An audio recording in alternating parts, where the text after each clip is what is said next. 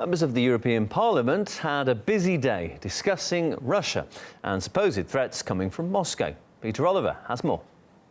Now, what we did see is this polarising MEPs. On one side, the group that said that Russia was the root of all fake news and lies. They were trying to drum up support and extra cash for the East Stratcom task force. Now, that's the EU body that tries to look into and expose what it sees as fake news. RT and Sputnik featured very heavy in some of the rhetoric coming from these MEPs. Their ire focused firmly on the fact that every vote in Europe was potentially the target of a dastardly Russian plot.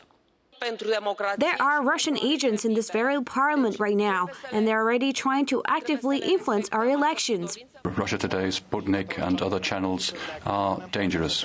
It's quite interesting that the communists and the extremist nationalists in this chamber, they can't see Russian disinformation.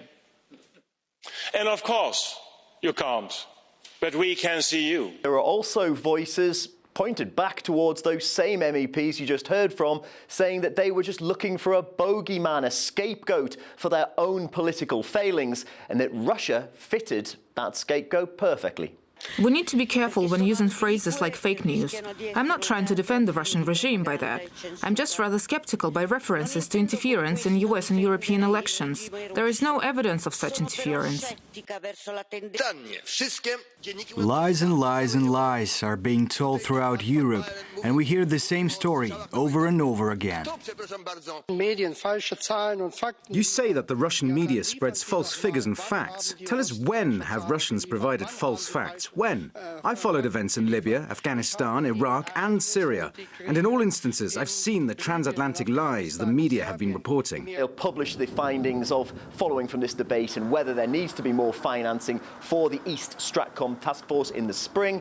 We're keeping an eye on that. Expect to see this debate over fake news not going anywhere anytime soon.